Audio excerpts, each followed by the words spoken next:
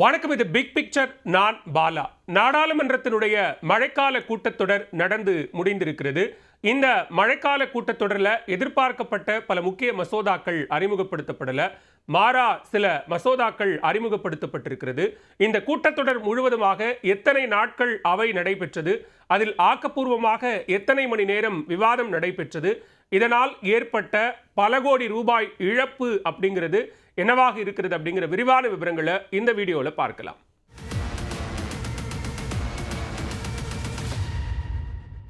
நாடாளுமன்ற மழைக்கால கூட்டத்தொடர் மான்சூன் செஷன் அப்படின்னு சொல்லுவாங்க. ஜூலை 20ஆம் தேதி தொடங்கி ஆகஸ்ட் 13ஆம் தேதி வரைக்கும் இந்த கூட்டத்தொடர் நடக்கும்.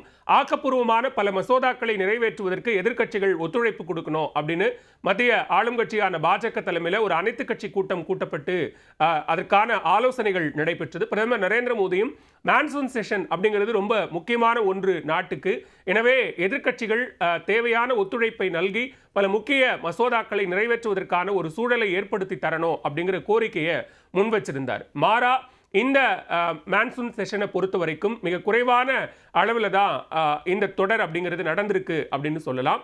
ஜூலை 20ஆம் தேதி கூட்டத்தொடர் தொடங்கிய நாளிலிருந்தே நீட் வினாத்தாள் கசிவு விவகாரம் தொடர்பாக கடுமையான போராட்டம் என்பது நடைபெற்று கொண்டிருந்தது டெல்லி ஜந்தர் மந்தர்ல. அந்த விவகாரத்தை முன்வைத்து எதிர்க்கட்சிகள் அவையை நடத்த விடாமல் செய்தார்கள். அதைத் தொடர்ந்து நடைபெற்ற போராட்டம்னு கிட்டத்தட்ட ஒரு வார காலத்திற்கு அவையினுடைய நடவடிக்கைகள் முற்றிலுமாக பாதிக்கப்படக்கூடிய ஒரு சூழல் தான் இருந்தது. ஒரு சில மசோதாக்கள் மட்டும்தான் நிறைவேற்றப்பட்டது. ஏற்கனவே திட்டமிடப்பட்டு, அதாவது பட்டியலிடப்பட்ட மசோதாக்கள் அப்படின்னு பார்த்தோம்னா அதில் அரசியலமைப்பு திருத்த சட்ட மசோதாக்கள் உட்பட பல விஷயங்கள் இருந்தது. இந்த போராட்டத்திற்கு பிறகாகத்தான் அமைச்சர்கள் போராட்டத்தில் ஈடுபட்ட சிஜேபி எதிர்க்கட்சிகளினுடைய கோரிக்கையை ஏற்று இந்த வினாத்தாள் கசிவு தடுப்பு மசோதா அப்படிங்கிற ஒரு மசோதாவும் இந்த கூட்டத்தொடரில் நிறைவேற்றப்பட்டிருக்கிறது. ஒட்டுமொத்த இந்த கூட்டத்தொடரிலேயே மிக அதிக நேரம் விவாதம் நடைபெற்ற ஒரே மசோதான்னா அது இந்த வினாத்தாள் கசிவு தடுப்பு மசோதா மட்டும்தான். மற்ற எந்த மசோதாக்களுக்கும் மிக அதிக நேரம் செலவிடப்படலை, விவாதங்கள் நடைபெறலை. அப்படித்தான் இந்த மழைக்கால கூட்டத்தொடர் நடந்து முடிஞ்சிருக்கு. சரி, இந்த மழைக்கால கூட்டத்தொடரில் என்னென்ன மசோதாக்கள் நிறைவேற்றப்பட்டது, எவ்வளவு நேரம் அதற்கான கால அவகாசம் எடுத்துக்கொள்ளப்பட்டது அப்படிங்கிறது பார்க்கறதுக்கு முன்னாடி இந்த கூட்டத்தொடர், அதாவது நாடாளுமன்றத்தினுடைய மக்களவை மாநிலங்களவை இந்த ரெண்டு அவைகளும் நடக்கணும் அப்படின்னா அதற்கான செலவு என்ன அப்படிங்கிற விவரத்தை மட்டும் நம்ம இப்போ சுருக்கமாக பார்க்கலாம். ரெண்டு அவைகளையும் சேர்த்து நடத்துவதற்கு ஒரு நிமிடத்திற்கு ஆகக்கூடிய செலவு அப்படிங்கிறது 2.5 லட்சம் ரூபாய். அதுவே ஒரு மணி நேரம் அந்த ரெண்டு அவையையும் நடத்தணும் அப்படின்னா அதற்கு ஆகக்கூடிய செலவு 1.5 கோடி ரூபாய். ஒரு நாள், அதாவது ஒரு முழு நாள் அப்படிங்கிறது அங்கே செஷனை பொறுத்த வரைக்கும் 6 மணி நேரம். அது மக்களவை மாநிலங்களவை ரெண்டத்தையும் சேர்த்து நடத்துறதுக்கு ஆகக்கூடிய செலவு 9 கோடி ரூபாய். சரி, இந்த தொகையெல்லாம் என்னென்னலாம் சேர்த்தது அப்படின்னு பார்த்தோம்னா இது நாடாளுமன்ற உறுப்பினர்களுக்கான படி, அவங்களுக்கான ஊதியம், அது மட்டும் இல்லாமல் அங்கே இருக்கக்கூடிய அவை ஊழியர்களுக்கான அதிகாரிகளுக்கான ஊதியம், காவலர்களுக்கான ஊதியம், இப்படின்னு அவையை பராமரிக்கிறதுக்கான செலவுகள் அப்படின்னு எல்லாத்தையும் சேர்த்த தொகை தான் இந்த தொகை. ஒரு நாள் நம்ம அவையை நடத்தணும்னா 9 கோடி ரூபாய் ரெண்டு அவையும் சேர்த்து நடத்துறதுக்கு ஆகக்கூடிய செலவு. சரி, ஜூலை 20ஆம் தேதி தொடங்கி ஆகஸ்ட் 13ஆம் தேதி வரைக்கும் கிட்டத்தட்ட ஒரு 25 நாட்கள். இந்த 25 நாட்களில் மொத்தமாக அவை நடவடிக்கை அப்படின்னு பார்த்தோம்னா அது 19 நாட்கள் தான்.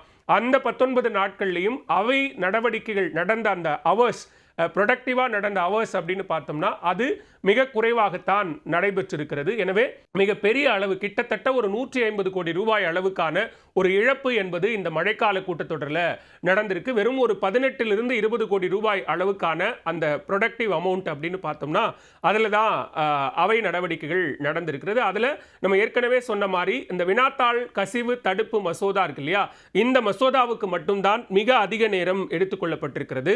அந்த மசோதாவுக்கான விவாதம் அப்படிங்கிறது தான் கிட்டத்தட்ட 10 மணி நேரம் நடைபெற்றிருக்கிறது. அந்த 10 மணி நேரம் நடைபெற்ற அந்த மசோதாவுக்கான விவாதத்தை தாண்டி நிறைவேற்றப்பட்ட பல மசோதாக்கள் என்பது மிக குறைவான கால அவகாசத்தில் தான் நிறைவேற்றப்பட்டிருக்கிறது. அதற்கான அந்த பட்டியலும் நம்ம இப்போ பார்க்கலாம். முதலாவதாக நீட் வினாத்தாள் பொதுத் தேர்வுகளில் நடைபெற இருக்கக்கூடிய முறைகேடுகளை தடுக்கும் விதமாக நிறைவேற்றப்பட்ட மசோதா. அந்த மசோதாவுக்கு மக்களவையில் எடுத்துக்கொள்ளப்பட்ட விவாதத்திற்கு எடுத்துக்கொள்ளப்பட்ட நேரம் என்பது 10 மணி நேரம் 55 நிமிடங்கள். விவாதத்தில் பங்கேற்றவர்கள் அப்படின்னு பார்த்தோம்னா 48 எம்பிக்கள். அதே மசோதா மாநிலங்களவையில் விவாதத்திற்கு எடுத்துக்கொள்ளப்பட்ட நேரம் 6 மணி நேரம் 39 நிமிடங்கள். அதில் பங்கேற்றவர்களினுடைய எண்ணிக்கை 35 மாநிலங்களவை உறுப்பினர்கள். இது ஒட்டுமொத்த அந்த விவாத நேரம் அப்படின்னு பார்த்தோம்னா 17 மணி நேரம் 34 நிமிடங்கள். அதே மாதிரி தேசிய மரியாதையை அவமதிப்பதை தடுக்கக்கூடிய அந்த திருத்த மசோதா இருக்கு இல்லையா, அந்த திருத்த மசோதா வந்தே மாதரம் பாடலை கட்டாயமாக பாடணும் அப்படின்னு சொல்லப்பட்ட மசோதா. அந்த மசோதா மக்களவையில் எடுத்துக்கொள்ளப்பட்ட நேரம் முழுவதுமாகவே எடுத்துக்கொள்ளப்பட்ட நேரம் வெறும் 14 நிமிடங்கள். அதில் பங்கேற்றது 2 எம்பிக்கள் தான். அதுவே மாநிலங்களவையில் 1 மணி நேரம் 1 நிமிடம் எடுத்துக்கொள்ளப்பட்டிருக்கிறது. அதில் 11 எம்பிக்கள் பங்கேற்றிருக்கிறாங்க. அப்புறம் பிறப்பு இறப்பு பதிவுகளை திருத்தக்கூடிய மசோதா 2026 திருத்த மசோதா. அந்த மசோதா விவாதத்துக்கு எடுத்துக்கொள்ளப்பட்ட நேரம் வெறும் 4 நிமிடங்கள் தான். அதில் பங்கேற்ற எம்பிக்கள் அப்படின்னு பார்த்தோம்னா 16 எம்பிக்கள். அதே நேரத்தில் உச்சநீதிமன்ற நீதிபதிகளினுடைய எண்ணிக்கையை உயர்த்தக்கூடிய ஒரு பில்லும் இதில் இன்ட்ரடியூஸ் பண்ணப்பட்டது இந்த செஷனில். அது விவாதத்திற்கு எடுத்துக்கொள்ளப்பட்ட நேரம் வெறும் 4 நிமிடங்கள் தான். அதே போல மாநிலங்களவையிலும் மிக குறைவான நேரத்தில் தான் அந்த மசோதா விவாதத்திற்கு எடுத்துக்கொள்ளப்பட்டிருக்கிறது. அதே போல குறு சிறு நடுத்தர தொழில் நிறுவனங்களினுடைய மேம்பாட்டு திருத்த மசோதா அப்படிங்கிற ஒரு பில்லும் இன்ட்ரோடியூஸ் பண்ணப்பட்டது. வெறும் 3 நிமிடங்கள் மட்டும்தான் அந்த மசோதாவுக்கான நேரம் எடுத்துக்கொள்ளப்பட்டிருக்கிறது. அந்த விவாதத்தில், அந்த மசோதாவுக்கான விவாதத்தில் யாருமே பங்கெடுக்கல அப்படிங்கிறதும் இதில் கவனிக்க வேண்டிய ஒன்று. அதே நேரத்தில் நம்ம இந்த ஜிபேவுக்கான, அதாவது ஆன்லைன் டிரான்சாக்ஷன் பே பண்ணுறதுக்கான அந்த கட்டணங்கள் வரும் அப்படின்னு ஒரு அறிவிப்பு வந்துச்சு இல்லையா, அந்த மசோதா தான் வரி விதிப்பு மற்றும் பிற சட்டங்கள் திருத்த மசோதா.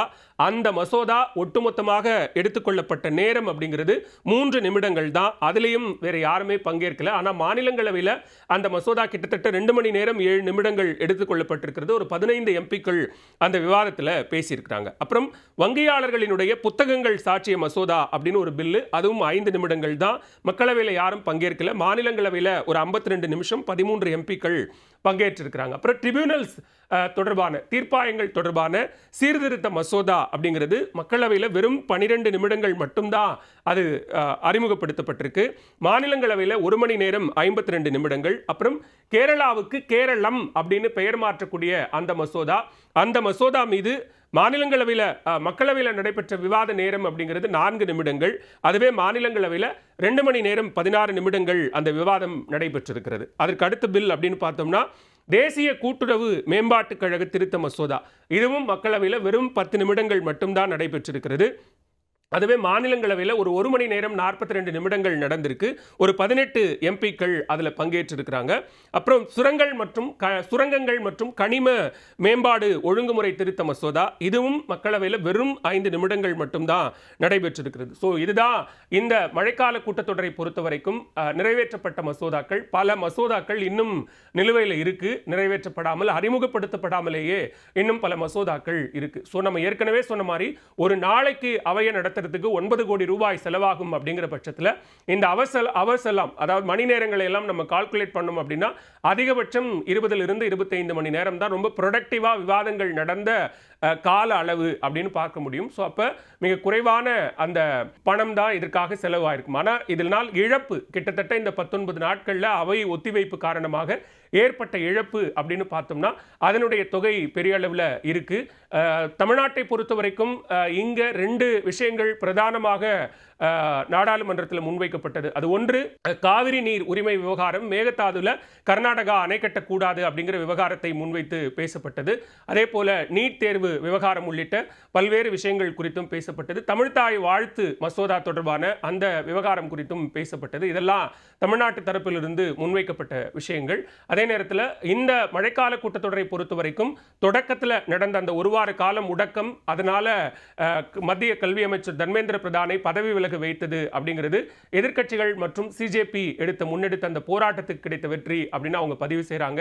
எனவே இனிவரும் நாட்களில், அதாவது நம்ம ஏற்கனவே சொன்னது போல ஒரு சிறப்பு கூட்டத்தொடரான ஒரு 3 நாட்கள் 16, 17, 18 அந்த 3 நாட்களில் சிறப்பு கூட்டத்தொடரை கூட்டி அந்த 3 நாட்களில் 3 முக்கிய மசோதாக்கள், ஒன்று தொகுதி மறுவரை அறை தொடர்பான ஒரு மசோதா, அதே போன்று FCRA மசோதா, மகளிர் இடஒதுக்கீடு மசோதா என இந்த 3 மசோதாக்களையும் அந்த 3 சிறப்பு கூட்டத்தில் அறிமுகப்படுத்துவதற்கான திட்டத்தையும் மத்திய அரசு வைத்திருப்பதாக சொல்லப்படுகிறது. எனவே அந்த நாட்களில் எதிர்க்கட்சிகள் ஒத்துழைப்போடு அதையும் நிறைவேற்றுவதற்கான அல்லது அது தொடர்பான விவாதத்திற்கு தயாராவதற்கான ஒரு சூழலை ஏற்படுத்துறாங்களான்னு பார்க்கலாம். ஆனால் அதில் FCRAவை பொறுத்த வரைக்கும் ஒரு மாற்றம் நடந்திருக்கு. அது என்ன அப்படின்னா, அது நாடாளுமன்றத்தினுடைய நிலைக்குழுவுக்கு JPCக்கு அனுப்பப்பட்டிருக்கிறது. என கடுமையான எதிர்ப்பு வந்தது. தமிழ்நாடு சட்டப்பேரவையிலும் அதை எதிர்த்து ஒரு தீர்மானம் நிறைவேற்றப்பட்டதன் காரணமாக அதை மத்திய அரசு JPCக்கு அனுப்பியிருக்காங்க.